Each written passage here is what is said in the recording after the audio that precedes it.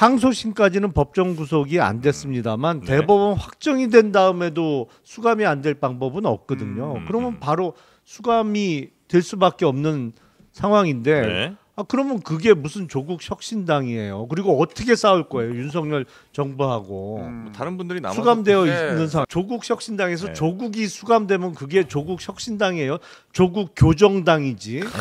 교정당인데. 아니 그건 한없이가 배운 정치 토크쇼 장르만 여의도 3월 14일 화이트데이 순서 시작하겠습니다. 반갑습니다. 저는 정프로고요.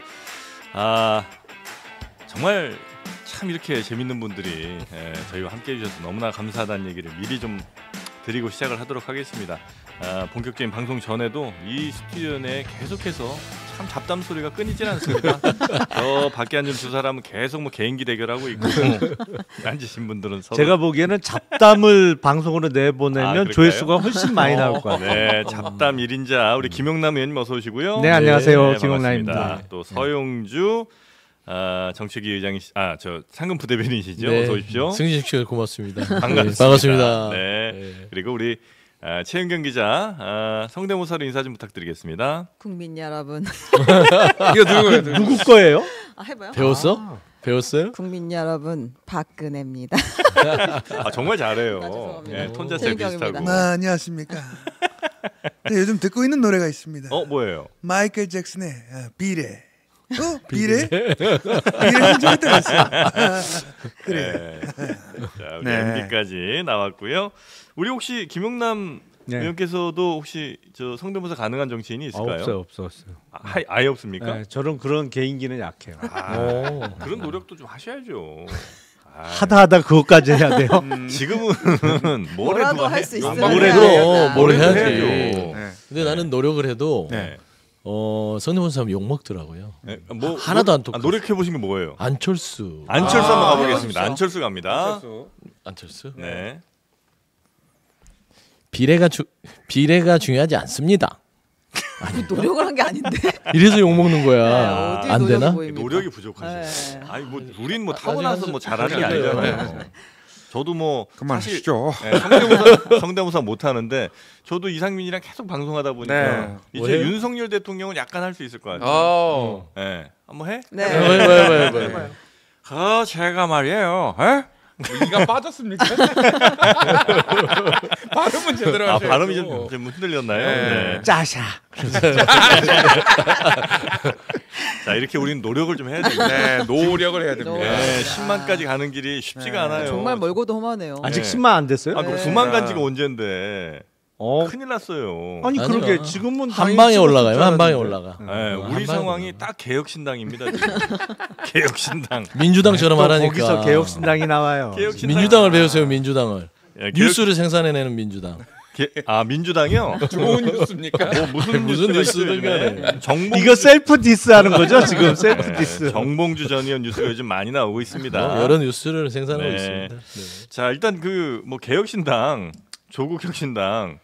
개혁신당의 지지세가 조국혁신당이 많이 지금 뺏기고 있다 이런 진단들이 좀 나오고 있지 않습니까? 네. 첫 번째가 조국혁신당 대 개혁신당 이런 상황입니다. 최근 조국혁신당이 각종 여론조사에서 20%대 지지율을 기록하고 있는데 반면에 개혁신당은 3%에 머물러 있다 이런 상황인데요. 이 조국혁신당 측에서 뭐라고 얘기를 하냐? 신장식 대변인이 어제 얘기했는데 개혁신당에서 넘어온 똘똘한 제3당 지지자들로 인해 진영 전체 파이가 커졌다. 똘똘한 지지자요? 네, 똘똘한 제3당 지지자. 우리 파이 중에 개혁신당 그 지지자들이 있다. 이렇게 얘기하고 있고요. 네. 이제 이준석 대표는 이걸 가지고 최근 그 조국혁신당이란 당의 지지율 상승을 두고 설왕설래하고 있는데 조국혁신당은 우리 정치가 나빠진 원인이라기보단 최종적인 증상에 가깝다고 생각한다. 원인이 아니라 증상이다. 네, 이렇게 이야기를 했습니다. 어제 여기 좀 동의하십니까? 예. 아니 왜냐면 정상적이지 않죠. 물론 조국혁신당은 그 지지율의 근거는 그거잖아요. 정권 심판론이 높은데 누가 가장 선명하냐, 대립각을 세우고 있느냐. 그래서 조국 대표가 부상하면서 숨어있던 윤석열 대통령이 다시 소환된 효과는 분명히 있어요. 그러면 22대 국회가 개원했을 때 누가 윤석열 정권에 대해서 제대로 심판할 수 있느냐. 근데 조국 당대표는 사실은 22대 국회가 개원하는 5월 30일 전에 뭐 표현은 좀 그렇습니다만 수감이 돼도 하등에 이상할 게 없는 지금 법적 지위에 있잖아요. 대법 판결만 앞두고 있으니까. 대법 판결은 재판을 따로 열지 않기 때문에 그냥 며칠 전에 선고기일이 뜨면 그거로 바로 잡히는 거예요. 네네. 그리고 항소심까지는 법정 구속이 안 됐습니다만 대법원 확정이 된 다음에도 수감이 안 될 방법은 없거든요. 그러면 바로 수감이 될 수밖에 없는 상황인데 네. 그러면 그게 무슨 조국 혁신당이에요. 그리고 어떻게 싸울 거예요, 윤석열 정부하고. 뭐 다른 분들이 남아서 수감되어 네. 있는 상황. 아니 조국 혁신당에서 네. 조국이 수감되면 그게 조국 혁신당이에요. 조국 교정당이지. 아, 교정당 예. 때문에. 아니 그건 생각해 보면 뉴스 하나 아니 생산해내. 그래서 뉴스 사실은 생산해. 가장 잘 싸울 수 있는 예를 들어서 22대 국회 개원했을 때 대정부 질문을 하면서 네. 누가 대정부 질문자로 나서서 윤석열 정부의 실정을 통렬히 비판할 때 가장 뼈 아플 것이냐. 제가 보기에는 여타 더불어민주당 의원이나 어느 누구보다도 제일 윤석열 대통령 입장에서는 뼈 아프고 껄끄러운 대정부 질문자는 1번 이준석, 2번 김용남 가장 잘 싸울 수 있는 야당에게 힘을 보태줘야죠. 그 옛날 얘기죠. 윤 정부를 심판하고 옛날 심판하고 얘기. 싶다면 조국 혁신당보다는 개혁신당의 이준석과 김용남이다. 그렇죠. 왜냐하면 네. 조국 대표의 법적 리스크가 워낙 크기 때문에 네. 그리고 다가와 있잖아요. 문 앞까지 와 있잖아요. 지금. 근데 약간 그 유권자 입장에서만 그냥 살펴보면 뭐 신뢰도로 따지자면 그러니까 예를 들면 조국이나 뭐 신장식 이런 사람들이 과연 윤석열 정부와 정말 진정성을 갖고 싸울 거냐, 이준석과 김용남일 거냐라고 생각을 해보면 혹시 이준석과 김용남은 다시 국민의힘과 합치는 그런 사람들은 아닐까? 이런 의심을 약간 마음 한켠에 가질 수는 있죠. 거기 있다가도 네. 그 이준석 대표 같은 경우에는 가장 최초로 시도된 방법 당 대표를 윤리위원회를 통해서 네. 제거했고 네. 저도 나오면서 그렇게 세게 비판을 했는데 네. 합치긴 뭘 합쳐요. 우셨잖아요. 이게 네. 유권자 입장에서 이제 그렇게 생각하실 수도 있다. 왜냐하면 같은 이제 당에서 이제 나오신 분들이니까 뭐 그런 생각도 하실 수는 있지 않을까 네, 하는 생각을 좀 해봅니다. 여튼 이제 조국 혁신당의 지지자분들이 어쨌든 윤석열 정부를 좀 심판한 비판적인 입장에 있는 분들이 많기 때문에 그 전에는 이제 개혁신당에 계셨던 분들이 많이 이동한 건 사실이다. 그래서 많은 이동이 있는지 모르겠습니다만 일부 그 잠식이 된 거는 일부? 사실 같아요. 그 지지율이 꽤 높다가 개혁신당이 지금 꽤 많이 빠지지 않았습니까? 근데 사랑도 움직이고 지지율도 움직입니다. 이게 그래요? 아직 네. 27일 정도 남았기 네. 때문에 이게 한두 차례 더 네. 출렁거릴 거예요. 아니면 10몇 %까지 갔다가 한 5% 내외까지 이렇게 뭐 이제 조사 따라 뭐 네. 다르긴 합니다만 그렇게 빠졌을 때 그러면 대략 한 10% 정도 되는 사람들은 어디로 주로 갔다고 보세요? 일단 조국 혁신당이 많이 간 것 같긴 하고요. 그런 측면이 있죠. 네. 분명히 그런 측면이 있고 다른 데도 갔을까요? 흩어져 저희가 2월 9일 날 네. 새로운 미래 측과 통합 선언을 했다가 결렬이 됐잖아요. 네. 그러면서 그 과정에서 약간의 실망하신 분들? 실망표가 많지 않나 싶어요. 네, 그래서 네, 네. 저희는 최종적으로는 15%를 목표로 네. 두고 있습니다. 계속해서 뭐 민주당 배우라는 얘기를 앞에서 계속 하셨는데 네. 근데 뭘 배우라는 거예요, 근데? 일단 뭐라도 배워야 되는 것들은요. 네. 첫 뭐라도 번째 배우라고요? 나 오늘 넥타이 색깔의 의미는 뭡니까? 점점 붉어지고 있어요. 넥타이 색깔이 물이 좀 빠졌어. 파란색 물이 좀 빠졌고요. 조금 그러니까 더 이제- 빠지면 요색하고 고약하시네. 네. 그 일단 뭐 개혁신당 얘기를 하면서 민주당 얘기를 좀 할게요. 그러니까 개혁신당은 제가 지금 김영남 의원께서 얘기하시는 것들은 옛날 얘기입니다.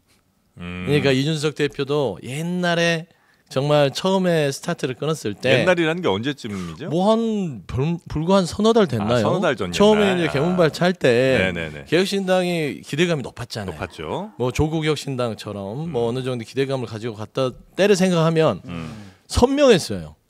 그러니까 당시의 메시지와 발언을 보면 윤석열 지금 대통령, 윤석열 정권에 대해서 개곡이다. 그러니까 양두구육이라는 거를 자기가 했던 부분들에 있어서 국민도 속고 나도 속았다라고 하면서 명확하게 보수의 진보 내에서 보수의 영역 내에서 선명성을 가지고 갔어요. 네. 그러니까 보수층에서도 지금 윤석열 정권에 실망한 그런 세력들이 이준석 그 신당에게 표를 줬던 것이고 네네네. 그게 유지됐던 것이죠. 네. 근데 저는 이제 뭐 새로운 미래와 뭐 만났다 헤어지는 부분도 일부분 요인이 되겠으나 선명성이 사라졌어요. 잘 살 수 있을까? 뭐지? 그런다고 해서 보수의 심장인 대구에서 뭐 건강한 보수로서의 출발하는 것도 아니고 네. 결국에 봤더니 화성에 자리를 잡고 거기에 둥지를 화성에 틀었네. 뭐지? 그냥 좀 죄송하지만 쪼그라든 그냥 집으로 보이는 거예요. 그러다 보니까 네. 결국에는 기대치가 떨어진 거지. 그래서 저는 차라리 메시지를 개혁신당이 다시 윤석열 정권에 대한 규정들을 다시 하면 저는 분명히 하루에 2%씩은 올 것이다. 하루 2%? 저는 그래 생각해요.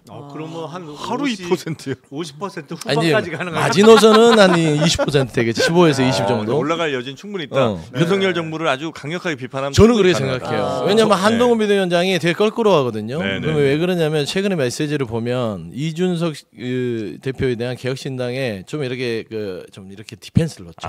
뭐냐면 이준석 신당은 과연 이게 민주당인지 아니 진보정당인지 보수정당인지 모르겠다. 윤석열 정부는 견제한다 비판하고 이거죠? 이재명 민주당은 공개하지 않는다. 아니, 이런 얘기를 한 예. 거죠. 그 약간 아까 그 분석이 저도 꽤 이제 동의하는 것 중에 하나는 뭐냐면 이준석 신당이 만들어졌을 때 그러니까 개혁 신당을 지지하는 분들이 생각해 보면 민주당을 열렬히 지지하던 분들이 오시지는 않았을 것 같아요. 맞아요. 그죠? 그러니까 그냥 보수에서도 윤석열 대통령에 대한 좀 실망 있는 분들, 그분들, 그다음에 그렇죠. 이제 중도에 계신 분들 가운데 젊은 사람이 뭐 이렇게 새로 좀 뭘 괜찮네. 하는 것 같네. 그렇죠. 이런 느낌의 분들이 오셨지.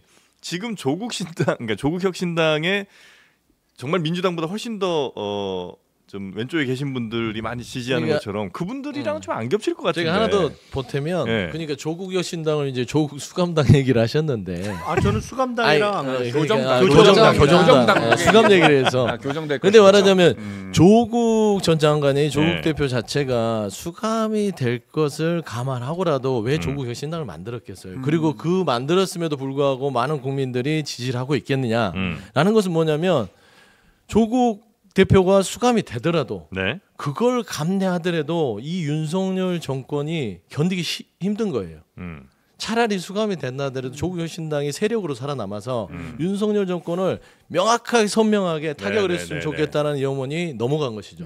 그래서 저는 개혁신당이 지금 가지고 있는 지지율 자체는요. 솔직히 스탠스를 잃어버려서 개혁신당이 그렇죠. 나머지가 다시 보수당인 국민의힘으로 좀 흘러 들어갔고 한동훈 비대위원장 쪽으로 갔고 네. 중도층에서 기댈 곳 없던 윤석열 정권에 대해서 심판을 정확하게 했던 이준석 개혁신당 예전에 개혁신당에 지지를 보내줬던 것들이 급격하게 조국 개혁신당으로 넘어온 것이죠. 저는 그렇게 보는 것이죠. 아니 근데 누가 효율적으로 정말 잘 심판할 수 있느냐 그게 문제죠. 근데 조국 혁신당에 조국 대표 빼면 뭐가 남아요? 사실은 많이 남아요. 많이 남던데요. 많이 거기에 있는 분들은 네. 사실은 지난 문재인 정부 시절에 그때의 패권주의를 하던 분들이 상당히 많이 들어갔어요. 사실은 그때 지금 유일한 현역 의원인 황운하 의원 같은 경우에 울산시장 선거 개입 사건으로 1심에서 징역 3년을 선고 받아놓은 상태잖아요. 그러면 울산시장 선거 부정 사건이 그러면 그게 옳은 일이었냐? 아니면 당시 경찰청장으로 재직하던 황운하 의원이 무슨 민주주의나 대의를 위해서 그런 그 일에 가담을 한 것이냐? 전혀 아니거든요. 사실은 한 번만 더 생각해 보면 한 이게 번 더 명분이 생각해보면 없어요. 근데 여러 번 생각을 할 거예요 유권자들은. 그럼 어떻게 그러니까 이 진단에 동의하세요? 어떻게 하면 개혁신당의 지지율을 다시 회복할 수 있을 거라고 보세요? 제가 조언을 드리는 거예요.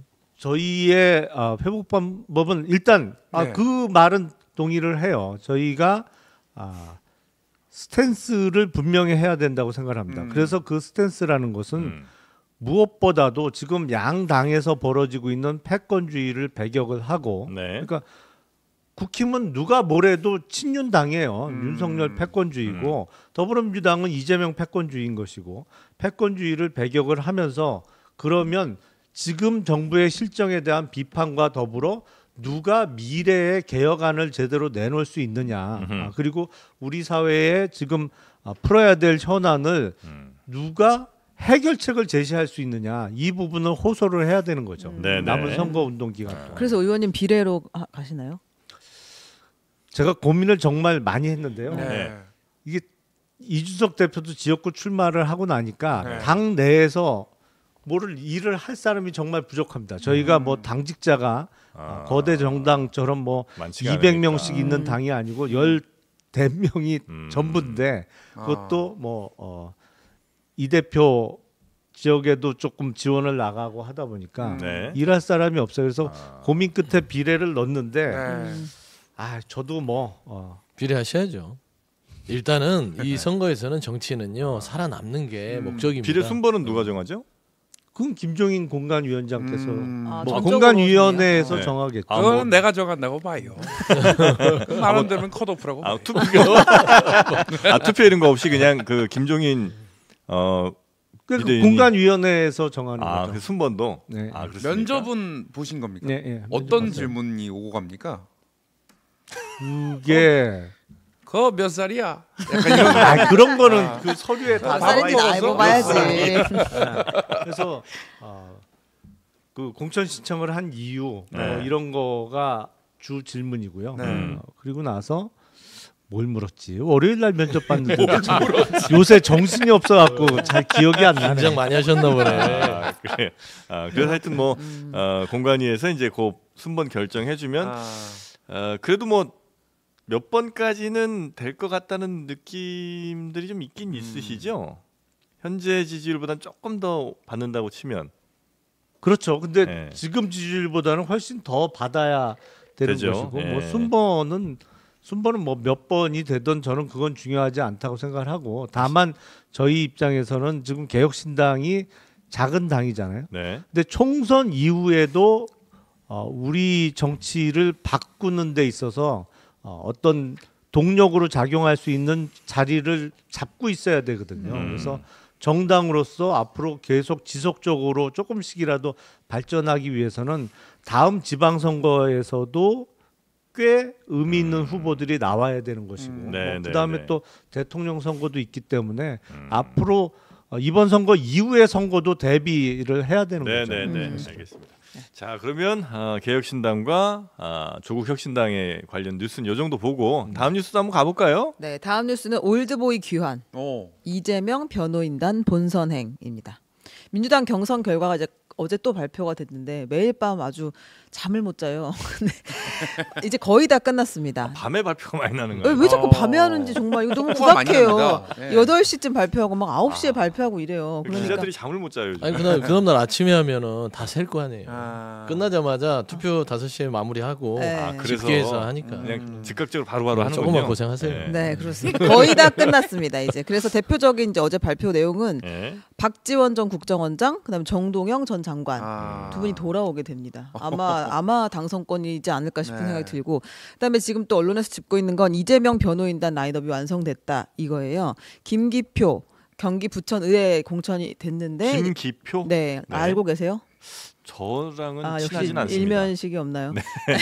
그 김용 변호사, 이건태, 정진상 변호사, 박균택, 양부남, 이재명 변호사, 또 대장동 변호사로 알려진 김동아 변호사까지 싹 해서 이 사건들 변호인들이 다 이제 공천을 받았다. 대장동 관련된 사람들의 변호인들이군요. 네, 이재명 대표 관련 사건들의 네. 변호인들이 공천을 받아서 이제 본선에 뛰게 됐다. 네. 이게 또 하나 핵심이고, 그리고 전해철 어제 이제 전해철 의원이 어떻게 될 것인가. 네네네. 친명계 이제 양문석 전 의원이랑 붙었는데 떨어졌어요. 양문석 의원이 됐고, 그리고 신동근 여기도 비명계인데 모경종 씨가 됐어요. 이분은 그 이재명 대표 수행비서 출신인데 모경종. 모경종. 네, 이분이 됐어요. 정치권에서 좀 유명한 분입니까? 그러니까 저희는 알죠. 왜냐면 저희는 안 볼 수 없어요, 이분을.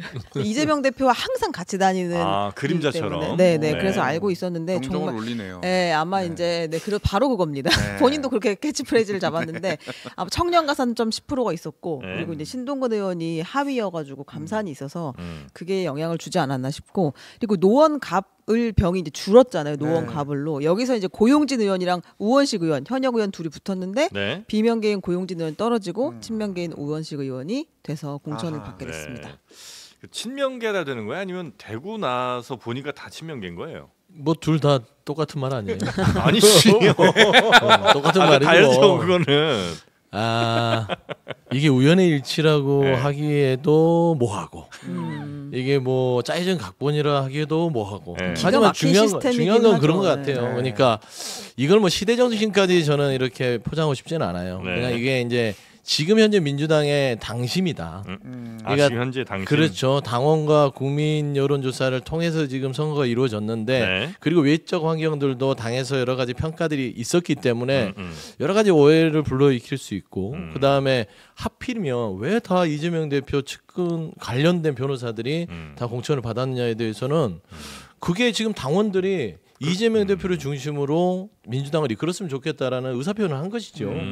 이게 설사 어떤 외적 환경들이 불리하게 작용했다 하더라도 당원과 국민 여론조사 부분에 있어서 선택이 이렇게까지 일관되게 온다는 것은 그냥 민주당 내 많은 당원들이 이렇게 가자. 이렇게 이재명 대표 중심으로 가서 이번 총선을 치르고 그리고 나서 윤석열 정권에 대한 심판 정권 심판을 하는 것들이 훨씬 더 민주당답다고 하는 것이에요. 그래서 제가 이런 결과들에 대해서 당원의 선택이 조금 아닌 것 같아요. 잘못 아신 것 같아요. 이렇게 가시면 안 돼요. 할 수 없는 거잖아요. 근데 이제 이 경선 시작 전에 항상 우리가 무슨 얘기를 했냐면 어쨌든 만약 경선 들어가면 현역이 절대적으로 유리하다. 왜냐하면 이제 인지도 싸움에서 뭐 도저히 뭐 비교할 수가 없을 거기 때문에. 근데 이제 지금 나온 경선 결과들 쭉 보면 현역이고 뭐고 뭐 그런 것보다도 당원들이 굉장히 하여튼 적극적이고 관심들이 굉장히 많으셨던 건가 이런 생각이 들기는 합니다. 제가 민주당을 개혁신당 배워야 된다라고 얘기하는 것들은 이렇게 시끄럽지만 결과적으로 보면은 이 물갈이를 자연스럽게 한 거 아니겠어요? 그렇습니까? 세대 교체가 이루어진 것이고.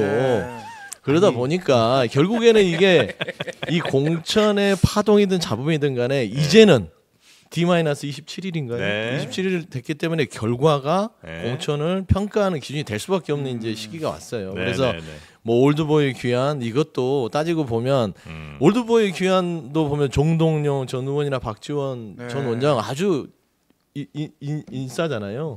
뭐 다 아는 분들이고 유명하기 때문에 이거는 따지고 보면 당에서 정리를 안 해주면 어디를 가도 이겨요. 그렇지 않겠어요? 이거는 전략적인 어떤 판단이 필요한 부분이라서 이걸 굳이 올드보이를 귀환시켰다기보다는 당에 한 2분 정도는 상임 구몬으로 두지 않고 배지를 달아서 좀 당의 역할을 좀 아꼈으면 좋겠다 그런 판단이 있지 않았을까. 조화를 또 이뤘군요. 이렇게 세대별. 그것도 이제 시끄럽긴 했지만 결과적으로 보면 조화를 이뤘다라고 또 판단할 수 있지 않겠습니까? 그러니까 물갈이가 중요한 것도 맞는데 이제 어항에 물갈이를 하면 뭐 그동안 혼탁해진 물을 좀 버리고 이제 새물을 집어넣죠. 그 안에 뭐 물고기가 됐던 수초가 됐던 더 살기 좋은 물로 갈아주는 거잖아요. 근데 이번에 민주당 공천을 보면 물갈이율은 높은데 이게 과연 새로 간 물이 살기 좋은 물이냐 생물들이 제가 보기엔 훨씬 더 오염된 물로 갈린 것 같아요.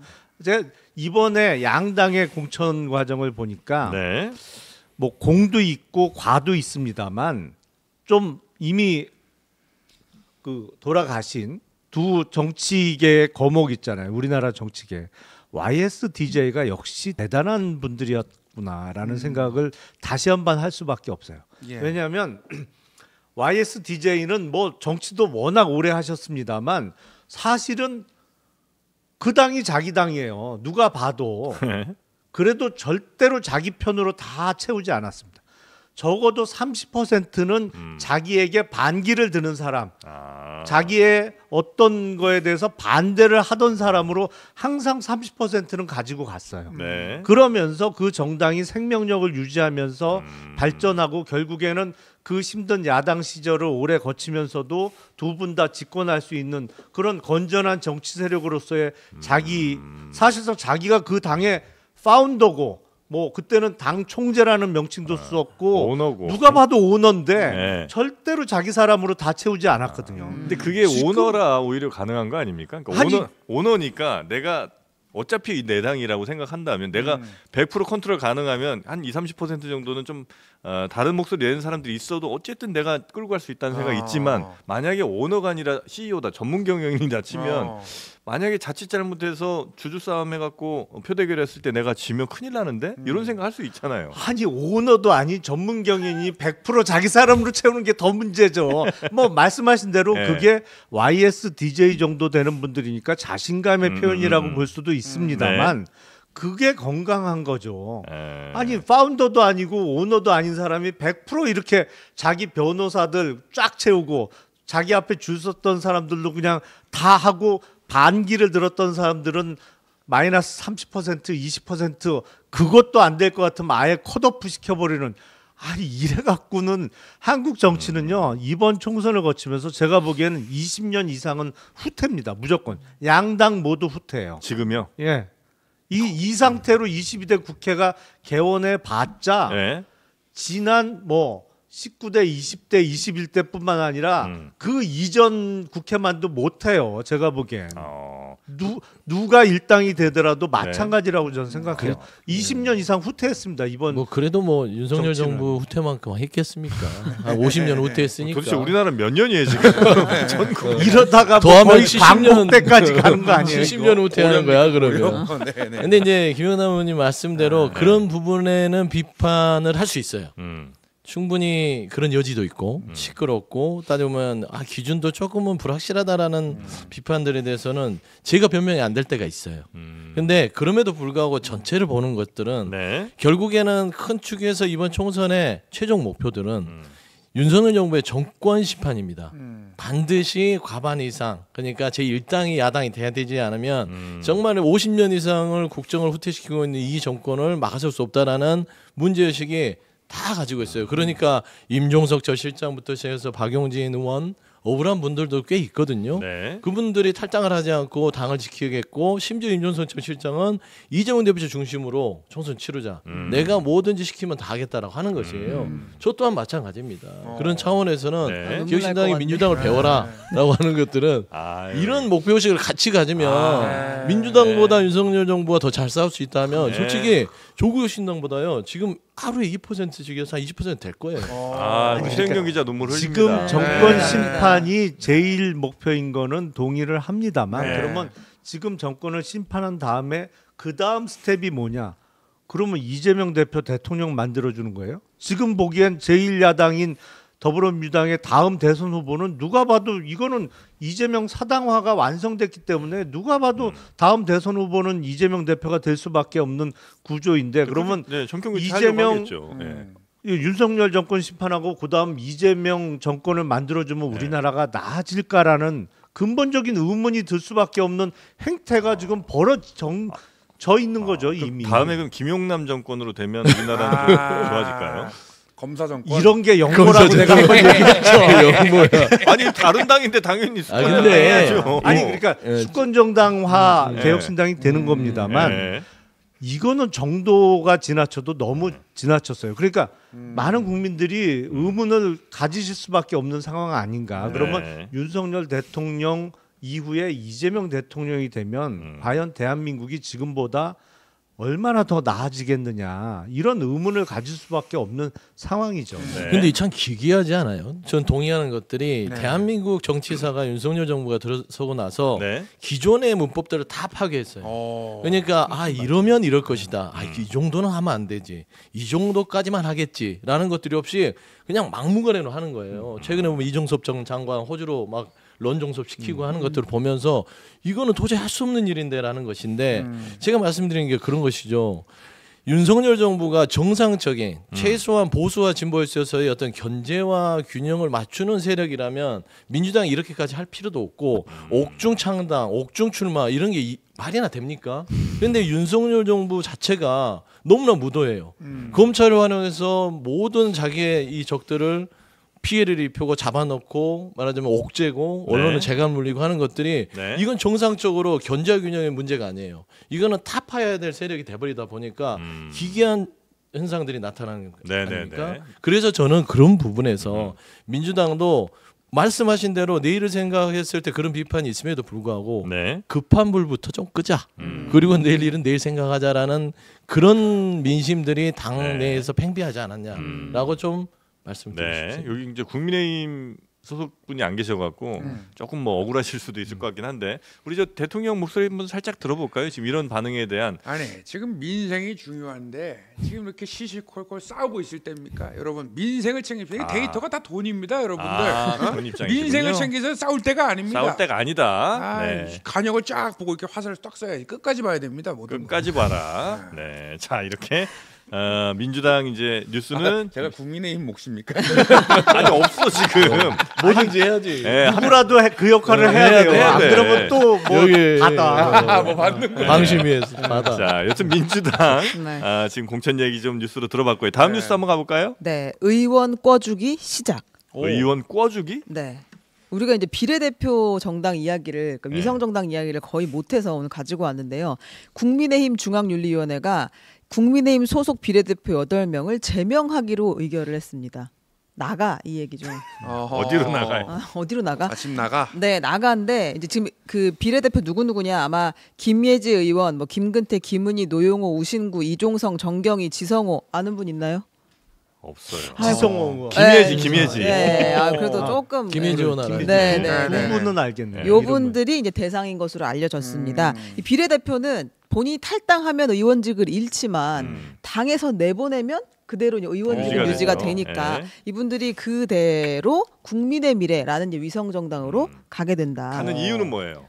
왜 가겠어요? 돈이지 뭐. 돈. 정당의 돈도 필요하고 네. 그다음에 기호 4번 받아야 되니까 앞번호 받아야 네, 되니까. 앞번호 받기 위해서 꼼수군요. 네, 현역 의원을 꿔주기 시작한 것이다. 그러니까 제명을 시켰으면 뭔가 문제가 있다는 이야기인데 네. 제명 사유는 공개를 하지 않았습니다. 아. 이거 그분들에 대한 예의가 아니다. 아하. 제명 사유. 네, 거의 뭐 선당 후사의 정신으로 나가는 분들이기 때문에 그 제명 사유는 공개를 안 한다. 네. 사실상 이제 위성 정당 꼼수가 다시 시작됐다 이렇게 볼 수 있겠네요. 네. 그럼 이제 국민의 미래가 이제 번호를 8명 현역 의원 8명이면 좀 앞번호 받을 가능성이 매우 높겠군요. 그렇죠. 지금 이제 녹색정의당보다 더 앞번호로 가야 되는 거니까. 네. 그러면 이제 아마도 민주당이 1번, 그다음에 국민의힘 2번, 3번이 국민의 미래 됩니까? 1번, 2번은 지금 비례를 안 내잖아요. 민주당과 국민의힘은 비례가 아예 없으니까 거긴 비어 있을 거고 네네네. 3번에 3번. 이제 아마 4번에 이제 국민의 미래를 넣으려고 하는 것 같아요. 4번에 국민의 네. 미래. 3번은 아마 이제 민주연합. 민주연합이 네, 되겠죠. 더불어민주연합. 거기도 이제 더불어민주연합. 의원 좀 껏 빌려드려야 되죠. 근데 거긴 지금 꺼드릴 의원이 없어요. 지금 별로 없어요. 왜냐하면 네. 그러면 이게 동의해서 나가야 되는데 네. 요즘 그 동의해서 나갈 사람 아무도 동의해서 없습니다. 나가실 분들이 마상을 입으셔가지고 네, 너무 상처가 큽니다. 나를 다 동의가 떨어뜨려 놓고 안 지금 되는 나보고 분들입니다. 나가서 비례정당 가라고? 이거 불가능한 상황이에요. 그래요? 지금. 그럼 번호는 그러면 국민의 미래가 더 앞으로 가는 거 아니에요? 아니 그렇지만 그렇진 이재명 않아요? 대표가 할 겁니다. 좀 기다려 보세요. 근데 아직 여기는 거기까지는 논의 시점이 안 왔고 이재명은 합니다. 합니다. 아. 거기까지는 아직 시점이 안 온 거고 지금 국민의 미래가 먼저 선제적으로 네네. 이제 가는 겁니다. 이런 상황들 보시는 개혁신당 참 또 한심하죠. 아니 제가 앞서서 이제 우리 정치가 20년을 후퇴했다고 네. 했는데 네. 이런 게 블랙 코미디예요. 아니 준연동형으로 선거법을 바꿔놓고 네. 위성정당을 각자 만들어서 이거를 투표용지의 앞번호를 차지하기 위해서 사실은 의원에 대한 징계는 최고로 높은 징계 수준이잖아요. 제명이라는 제명이. 게 제명. 예. 제명이라는 형태로 의원을 꿔줘. 더군다나 국민의 미래라는 위성정당은 그 국힘 당직자가 지금 당 대표를 하고 있잖아요. 네. 이건 정말 블랙 코미디예요. 이게 해도 너무한다. 해도 너무해요, 진짜. 그래도 염친이 있는지 이뇨한 혁신위원장을 이제 대표로 좀 논의를 하고 있는 것 같더라고요. 국민의 미래. 아, 면접 그렇죠? 봅니다. 네. 그러니까. 근데 저는 이제 개인적인 생각만 얘기하면 이게 이제 양당이 공이 어쩔 수 없는 의석수 때문에 네. 말하자면 국민들한테 신뢰를 범하는 건 맞아요. 그러니까 저는 다당제를 좀 주창하는 사람 중에 하나고 연동형을 통해서 양극단의 정치보다는 많은 정당들이 와서 뭔가 좀 싸우는 부분들이 중재되는 역할이 있었으면 좋겠다고 네네네. 생각하는 뭐 정치인 중에 하나거든요. 근데 그런 겁니다. 원래는 양당은 준연동형이 됐을 때는 국민의힘도 그렇고 민주당도 그렇고 이미 그렇게 된 상황에서는 위성정당을 내면 안 되는 것이에요. 그러니까 예를 들면 이거는 아까도 뭐 국민의 미래 8명인가요? 8명 제명하면서 이유를 의원들을 뭐한테 예의가 아니라서 뭐 밝힐 수 없다 했잖아요. 아니 그러면 그렇게 꿔주는 거는 국민에 대한 예의인가요? 기본적으로 정치는 국민을 수요자로 생각하고 해야 되는데 그래서 저는 위성정당을 두 정당이 차라리 안 냈으면 어땠을까? 안 냈으면 안 냈으면 어땠을까? 좀 더 선명하지 않았을까라는 생각들이 있지만 기왕지사 이렇게 됐는데 조금 더 좀 선명하게 하자는 입장에서 민주당은 위성정당을 만든 것이죠. 시민사회를 만들어서 이렇게 좀 했던 측면이 있다라는 말을 좀 덧붙일 수 아니 이게 두 번째잖아요. 네. 4년 전 그렇죠. 21대 총선에서 똑같았죠. 네. 똑같이 했잖아요. 위성정당 네. 만들어 갖고 네. 뭐 하고 그리고 그때 국민의힘 전신인 미래통합당이 그때도 위성정당을 만들었는데 네. 그 위성정당이 받은 선거 보조금과 정당 보조금을 합치면 130억 정도 돼요. 개혁신당 억울합니다 지금. 130억 6억으로 원을 얼마나 받아- 털렸는데. 6억이었나요? 네. 네. 아니 그래놓고 뭐 말을 잊지 못하고 있습니다. 6억 그거를 사기적인 수법으로 뭘 받아냈다고 봐봐요. 개혁신당을 엄청 신경 썼다니까 한동훈 비대위원장이 이게 견제 세력으로서 신경을 썼는데 개혁신당이 이 메시지의 선명성이 이게 우왕좌왕하면서 갈 길을 잃었어요. 다시 잡으셔야 아니 근데 돼. 그 뭐죠 비례 말고 그냥 현역 의원들이 지역구 의원들이 그냥 자진해서 좀 이렇게 가는 모양으로 하는 게 더 그게 좋지는 무슨 않나요? 말씀이세요? 그럼 내가 국민의 미래 의원인데 그렇게 어떻게 선거운동을 아니 합니까? 총선 불출마를 결정한 하신 분들. 사람들은 그러면 그럴 가능하죠. 수도 있겠죠. 그렇죠. 왜냐면 이제 이게 제명이라는 건 사실 뭐 말씀하신 대로 그 의원들 가운데 가장 최고의 그죠? 징계 수준이죠. 최고 징계죠. 엄청나게 잘못을 해야 제명되는 맞아요. 거 아니에요? 아니 실제로 그래서 네. 이 국민의힘에서 국민의 미래로 넘어가 달라는 요청을 받았을 때 거절한 비례 의원도 있다고 합니다. 그러니까 그 꼼수에 내가 동의할 수 없다는 게 이제 표면적 이유고 어딜 보내려고 그래 이런 생각이 있었겠죠 당연히. 네, 네. 근데 국민의힘은 제가 봤을 때 매우 선명하고 노골적이긴 해요. 뭐라고 얘기했냐. 장동혁 그 사무총장도 이 질문을 받으니까 의석수는 제3당보다 한두 명 정도 더 많으면 되지 않겠냐고 아주 명확하게 이야기했습니다. 번호만 앞으로 가면 된다. 네, 그리고 처음부터 전략이 다 한동훈 있군요. 위원장도 이거는 뭐 너 누가 봐도 위성정당이다 이렇게 얘기를 했고. 아니 그러니까 심지어 이 사람들은 부끄럽다고도 네, 생각을 안 당당해요. 해요. 노골적으로 너무 뻔뻔해. 얘기합니다. 너무 네. 뻔뻔해. 그러니까 가풍이 그래요. 윤석열 대통령이 선명하고 노골적이잖아요. 아니 더불어민주당도 배우는 거지. 마찬가지지 뭘 그래요. 우리는 안 그렇죠. 아 그러면 다음 이슈로 시끄럽다는 것은 뭔가 살아있다는 것이지. 그러면 시끄러운 더불어민주연합으로 한번 가보겠습니다. 더불어민주연합. 살아있으면 한번 느껴보겠습니다. 여기도 비례연합 진통이 있습니다. 네. 이 정말 더불어민주연합의 진통은 골목마다 있어요. 한 산을 넘으면 다음 산이 또 나오고 다음 산이 또 나오는데 네. 그래도 대표적으로 좀 여러분들이 아실 만한 분의 사례를 가지고 왔는데 네. 임태훈 전 군인권센터 소장이 컷오프가 됐습니다. 이제 이분은 시민사회 몫으로 본인이 지원을 했는데 나 비례 하고 싶다 지원을 했는데 서류 심사 결과 부적격 통보를 받은 거예요. 부적격이요? 네. 어떤 그러니까 게- 아예 그냥 네. 여기 그 순번 안에 들어올 수가 없다 투표를 못 하게 된 네. 건데 그 이게뿐만 아니라 요 앞에서 또 시민사회에서 추천한 비례 1번, 2번이 다 그만두게 됐잖아요. 그랬죠. 네네 그런 상태여서 그러니까 뭐 진보당 활동 전력, 한미훈련 반대 뭐 이런 주장을 했던 비례 1번 전지혜 위원, 그다음에 정영희 전국농민회 총연맹 구례군 농민회장이 이제 사퇴를 하게 됐습니다. 네네. 그러니까 지금 4명을 시민사회 추천하는 사람 중에 3명이 그냥 나간 거예요. 근데 임태훈 소장은 이제 워낙 유명한 분이기도 한데 그렇죠. 이분 네. 왜 컷오프된 거예요? 컷오프의 이유는 네. 그 표면적 이유는 이제 병역을 이행하지 않았다. 양심적 병역법으로 수감을 네네네. 생활을 했는데 네. 그 병역을 미필했다. 이제 이런 이유로 그게 지금, 이제 네. 이유예요. 병역 기피, 기피. 네, 공식적인 사례는 네. 그거죠. 근데 이제 당 관계자가 이렇게 이야기를 했습니다. 네. 종교계의 반발이 매우 거셌다. 아, 병역 기피랑 종교계 반발이랑 종교계가 병역 기피를 참을 수 없었던 것 같습니다. 그 무슨 다 하시면서 다른 이유지. 예. 다른 이유겠죠. 네. 솔직하게 임태훈- 얘기하기가 어려운 거예요. 아니요, 임태훈 소장은 성소수자입니다. 네. 네. 그러니까 이제 민주당에서 그걸 솔직하게 얘기하기가 어려운가요? 솔직하게 얘기를 하고 있는 것 같아요. 어떤 게요? 그냥 차근차근 얘기하는 것 같은데 네. 참 이것도 난감합니다. 네. 아까 말씀한 대로 제가 여러 가지 크게 봤을 때는 이게 어떤 하나의 그 국민 눈높이에 맞춰가려는 노력이고 그런 잡음이라고 얘기를 하지만 개별 보면 이게 좀 방어하기가 힘든 사람들도 있어요.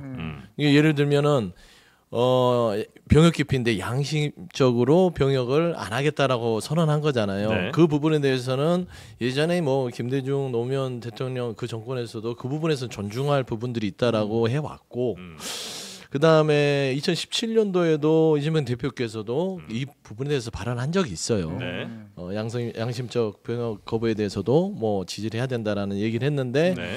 이게 갑자기 이런 이유를 들어서 제척이 돼버리면 제가 뭐 이유를 설명할 수가 없잖아요. 그걸 또 종교계가 반발한다. 그러면 종교계가 반발할 때마다 다 잘라낼 겁니까? 그러니까 결국 이거는 당의 판단이긴 하지만 좀 여러 가지로 처음에 시민사회목 4명을 할 때 그러니까 1번 그 전지혜 후보 네. 반미 부분에서 반대를 집회에서 나갔던 부분부터 첫 단추가 잘못되다 보니까 당내에서 민주당이 이제 대주주잖아요. 네. 더불어민주연합에 거기서 이제 4명을 다 재요구를 했던 부분에서 검토되던 차에 아마 임태훈 소장이 네. 그러한 이유가 가장 좀 눈에 띄어서 좀 이런 결정이 되지 않았을까 좀 이런 생각을 합니다. 뭐 좀 진행되기 전에 네. 양심 이거 좀 너무 좀 옛날 얘기긴 합니다만 양심적 병역 거부라는 말 그래서 이제 뭐 본인이 양심에 의한 뭐 병역을 거부했다 말씀하셨지만 이거는 난 양심이라고 저 단어를 말하는 거는 좀 부적절하지 않나? 왜요? 아니 그럼 군대를 가는 사람들이 뭐 양심이 없어서 가는 근데 거예요? 이거 너무 사골론쟁 아니에요? 이거 사골론쟁이라 기시감이 좀 많이 약간 드는데? 죄송하긴 한데 네. 그럼 양심에 의해서 했다고 하니까 좀 약간 좀 거슬려서 아, 그러면 그 병역 거부를 하고 네. 그러니까 뭐 수감 본인의 생활을 신념에 의한 네, 신념에 병역 거부다 의해서 이런 군복무 거 양심의 대신 문제가 아니니까. 그렇죠. 이거는 인권의 문제로 접근하는 것이에요. 네. 오랫동안 이제 김대중 대통령과 쭉 기회를 이어온 것들은 인권의 측면에서 병역에 대한 것들도 국가에 있어서 개인이 어떤 양심적으로 거부할 수 있는 영역도 여러 나라에 되는 것들이 인권 존중이 이라고 봤을 때 네. 민주당은 그 기회를 조금 더 저기 국민의힘이나 보수 쪽보다는 많이 열어놓고 진행해 왔거든요. 네네네. 그래서 조금 맞지 않고 불협화음이라고 좀 네, 보일 수 신념에 있죠. 따른 병역 거부인데 이제 이걸 병역 기피라고 볼 수도 있고 네. 그렇지 않게 볼 수도 있다 참 이거 해명하기가 힘드네. 네. 정도 할 수 있을 거고 그리고 이제 새로 들어온 분이 이제 네. 이주희 변호사하고 뭐 서미화 인권위 비상임위원 이렇게 있는데 네. 아는 분 있으신가요? 인권위의 서미화 비상임위원 그리고 네, 이주희 변호사. 이주희 변호사. 네. 이제 역시 곧 초면인가요? 알려지겠죠. 네, 네. 알게 뭐 되겠죠. 인맥 이제. 찾기도 아니고 아니요, 궁금해서. 물어보시니까. 아니, 저의 이제 네. 바로미터는 일반 시민이 어디까지 이제 이분들을 아는가 아, 항상 인지도, 제가 저 물어보는데 측면에서. 인지도. 예, 예. 근데 이제 이주희 변호사는 그 본인이 몸담고 있던 민변에서 비판을 많이 받고 있습니다. 왜요? 아니, 민변 사법센터 간사를 하다가 네. 비례로 갑자기 지원을 네, 한 네. 거예요. 근데 이제 민변이 위성정당을 그동안 계속 비판을 해왔거든요. 근데 여기서 사법센터 간사하던 분이 내가 가겠소 이렇게 하니까 아니 쟤 왜 저러는 거야? 이제 이런 좀 당혹감이 아, 민변에서는 민변에서? 느껴졌었어요. 근데 이제 이주희 변호사라는 분이 사실 2004년부터 출마를 하려고 이제 민주노동당에서 9번을 받았다가 아, 그래요? 8번 노회찬 의원까지 되고 본인은 안 되는 뭐 이런 이력이 있는 그랬구나. 분이기도 하죠. 그러니까 이 첫 단추를 잘 끼워야 돼요. 이 첫 단추를 여기다 끼우니까 네. 이게 완전 꼬인 거예요. 첫 단추가 뭐였는데요? 아니 본인부터 잘하세요. 네, 알겠습니다. 저도 뭐 네, 저는 두 저도 분을 보면 그래도 항상 마음이 하셨으니까 아픕니다. 여기서 나한테 훅 들어오는 건 뭐야? 누가 돌을 던질 수 있겠어요 두 분께. 네. 다음 넘어가 볼까요? 다음 네. 뉴스 가보겠습니다. 네. 네. 경선 부정행위 있었나? 경선의 부정행위요? 네. 이건 하나 짚고 넘어가야 될 것 같아요. 네. 중성동을 경선 결과가 발표 났는데 네. 이게 이제 승복을 못 하고 있는 상황입니다. 이해운 전 의원이 하태경 의원을 이겼잖아요. 네. 그래서 우리가 어제 이해운 의원과 전 의원과 전화 통화도 했는데 아. 이 이해운 전 의원 측이 결선 여론조사에서 부정 투표를 유도했다는 주장이 제기됐어요. 네. 그러니까 이제 단톡방이 있는데 이해훈 지지자 단톡방 네. 이런 거겠죠. 단체 대화방에서 나이를 속여서 여론조사를 참여할 수 있다. 왜냐면 20, 30대 응답률이 낮으니까 목소리 좀 젊은 분들 20대도 도전하세요. 뭐 이렇게 얘기가 된 거예요. 그러니까 이제 5, 60대 네, 5, 이상들은 60대지만. 충분히 되는데 네. 그래서 여론조사에서 물어보면 저 60대인데 이러면 됐습니다. 네, 하고 이제 끝났습니다. 안 하는데 이럴까 봐. 20, 30대면 그럼 의견 여쭙겠습니다. 이렇게 되니까 네, 그래서 실제 나이와 다른 나이로 응답을 네. 할 수 있다라는 걸 알려주고 그리고 당원 여론조사가 있고 일반 여론조사가 있는데 네. 이건 2번으로 전화가 오고 이건 2번으로 전화가 오니까 2번 참여를 할 수 있다는 거예요. 내가 저 당원입니다 했을 때 이 여론조사 저 당원 아닌데요 했을 때 이제 여론조사 2번 다 참여할 수 있다고 이제 안내를 했다는 거예요. 그걸 이제 단톡방 내에서 누가 네. 얘기한 거예요? 그러니까 이해훈 전 의원의 지지자로 보이고요. 이해은 의원이 직접 본인이 얘기한 건 아니고요. 아니고. 네. 네. 그래서 서울시 선관위가 사실관계 조사에 들어갔고요. 네. 신고자의 휴대전화를 제출받아서 보는 상황입니다. 당에서도 다시 한번 보겠다라고 이야기했습니다. 근데 제가 보기엔 저거보다 더 심각한 문제가 있어 보여요. 또 있어요? 네. 왜냐하면 네. 이제 50대, 60대는 금방 샘플이 차니까 나이를 속여라 뭐 이런 거를 네네네네. 했다는 거잖아요. 네. 근데 오늘 아침에 장동혁 사무총장의 발언을 보면 연령별 인구 구성 비율에 따른 그거를 두지 않은 것 같아요. 네. 아예. TO를 주지는 않았다. 그러니까 25% 찼다고 그만 받지는 않는다. 이렇게 뭐 이야기했습니다. 60대 이상이 찼다고 스탑을 한 게 아니고 60대 이상은 설문조사에서 제외한 게 아니기 때문에 네네네. 문제가 없다라는 식의 답변을 한 네. 것으로 보여요. 근데 그렇다면 이게 제대로 된 여론조사가 아니잖아요. 한 그냥 60, 70대만 많이 했을 수도 있죠. 선착순으로 그냥 인원수만 채웠을 뿐이지 네. 뭐 인구 구성 비율대로 20대 30대 쭉 물은 게 아니라는 취지로 사무총장이 답변을 해서 그렇죠. 네. 아니 그러면 이게 제대로 된 여론조사 경선이 아닌데라는 보다 근본적인. 심각한 문제 제기가 가능한 내용이에요. 그러니까 이렇게 되면 이거 네. 지금까지 이루어졌던 국민의힘 경선 특히 네. 결선이 다 이런 식으로 이루어졌다고 하면 네. 저는 이거 경선 무효라고 생각을 해요. 오호. 그 여론조사를 한 게 아니라 투표로 한 거죠. 선착순 투표죠. 선착순 투표죠. 이거는. 그러니까 네. 20대 30대 연령별 보정을 주지 않고 네. 그냥 60대가 그냥 다 해도 되고 네. 뭐 50대가 다 해도 그냥 문 닫아버리는 거잖아요. 근데 이 방식은 뭐 이제 국민의힘에서 알아서 하겠지만 네. 충분히 문제 제기를 할 수 있는 네. 부분이다. 제가 보기엔 그래서 이게 하태경 의원이 그러니까 로 데이터를 계속 달라고 하는데 네네네. 지금 못 주고 있는 이유가 이 보다 심각한 문제가 있기 때문에 못 주고 있는 것이 아닌가 싶고 네. 이거 자칫 잘못하면 국힘 경선 다 무효예요. 그렇게까지 갈까요? 갈 수도. 뭐 그랬으면 좋겠다. 안하게 무조건 갔으면 틀어막 좋겠다 그런 의미가 좀 있는 것 같아요. 틀어막으려고 할 텐데 하태경 의원이 또 보통 분이 아니잖아요. 그랬죠. 그래요. 소위 한번 뭐에 이렇게 탁 하면 꽂히면 끝까지 가거든요. 그래요. 지금 끝까지 쫓아가. 저희가 맞습니다. 열심히 응원하고 있습니다. 하태경 화이팅. 개혁신당은 하태경을 응원합니다. 하태경 의원께 끝까지 파헤치기를. 눈독 들이고 계시는 건 아니네요. 개혁신당에서.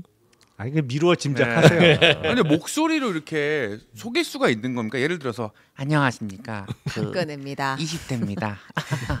들으시다시피 20대 이렇게 뭐 하면은 20대로 굳이 부조가 되는 겁니까 그냥? 그러니까 본인 주장하니까 저는 제가 그럼. 봤잖아요. 그러면 네. 50대인 줄 알아요. 네? 근데 제가 목소리가 남자로 집계된 적도 있었어요. 제가 톤이 낮아가지고. 예. 그거야 뭐 본인이 그 목소리가 20대라고 얼마든지 하는데 뭐 할수 있는 전화 건 거니까. 사람이 아니라고 할 수는 없는 안녕하세요. 거니까. 30대입니다. 이러면 30대로 부조가 되고. 아니 그거 본인이 주장하면 네. 전화 면접원께서 그거를 뭐라고 할수 없지. 뭐라고 할 수는 뭐 없어. 19입니다. 뭐 내는 19인데. 19까지 갑니까? 이렇게 다 그렇게 분류가 되는 거예요? 제가 이 시스템 이해가 안 돼서.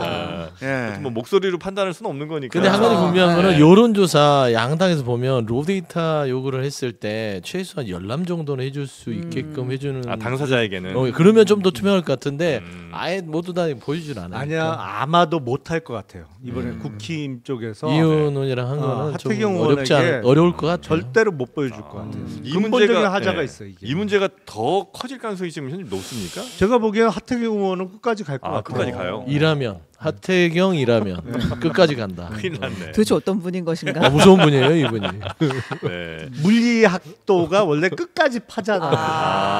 하태경 의원이 물리학과 나왔잖아. 그래서 하태경 의원이 페이스북에도 수학적으로 말이 안 된다고 써놨어요. 이과 느낌 물씬 나게. 이게 이제 썼거든요. 맞는지 틀린지에 대해서 이게 내가 납득이 안 되면 이거 도저히 끊을 수가 없는 거군요. 그럼요. 네. 자, 국민의힘 공천 관련해서 지금 부정행위 뭐 논란이 좀 있는 것 같은데 요거는 뭐 당에서 어떻게 하는지 한번 저희가 살펴보도록 하겠습니다. 자, 오늘 두 분과 함께 또 우리 뉴스를 듣고 그런 논평들을 좀 두 분 좀 해주셨는데 오늘 어떻게 방송은 좀 만족스럽습니까? 아니 그래도 네. 방송 시작할 때 동접자분이 1,000명이었는데 지금 네. 4,500명, 4,700명. 4,700명. 네. 그럼 출연료 다시 한번 생각해 보세요. 10만 그냥 찍겠네. 네. 어떻게 저 돈에 연연하지 않기로는 하셨잖아요, 우리랑. 아니 3%에서 왜 안 불러줘요? 그래서 맞아. 우리가 지금 저 라인업 지금 구성 중입니다. 네, 네. 근데 거기 상장 안 됐던데 이번에? 저희요. 예민합니다. 이거 우리 방송 접습니까 안 됐어요. 여기서? 네, 다시 도전해야죠. 네, 여기까지 또예요? 합니다 방송. 내년에. 내년에? 네. 하태경도 끈질김으로 계속 해보시기만 합니다. 자, 오늘 함께해 주신 우리 서용주 부대변인님 그리고 김영남 AU는 뭐예요 또? 개혁신당 비례. 이건 저에 대한 한숨이었습니다. 네. 우리 상장 얘기 지금 많이 입어가지고. 마음이 많이 상했어요. 네. 네. 저희 10만 구독부터 좀 가겠습니다. 네. 상장 여부가 뼈 아프시군요. 아유. 아무래도- 오늘 방송 접는 것 같은데 지금. 앞으로 종종 써먹어야겠네. 네. 에이스. 자, 우리 김영남 의원 고생 많으셨고요. 우리 최영경 기자님 고생 많으셨습니다. 또 이상민 크리에이터는 조금 더 남아주시고요. 그렇습니다. 네, 세 분 고맙습니다. 네, 고맙습니다. 고맙습니다.